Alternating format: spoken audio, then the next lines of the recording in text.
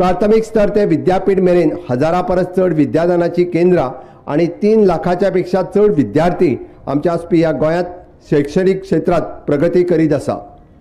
19 डिसेंबर 2024 पर्यंत आमी 100% साक्षर जावपाची मोख दवरल्या। गोंय राज्याचे दायज आसपी खाजन शेती हाचे संवर्धन आणि पुनर्जीवन करपाच्या दृश्टीन आमी ह्या दिसा गोवा खाजन डेव्हलपमेंट अँड कन्झर्वेशन बोर्ड हो स्थापन करपाचे आमी जाहीर करता की प्रत्येक तालुक्यात आसपी प्रशासकीय इमारतीचे स्ट्रक्चरल ऑडिट करप हो आमी निर्देश दिला आणि ज्या जाग्यार जाय त्या नूतनीकरण करून नवीन इमारतीचे बांदकाम करप।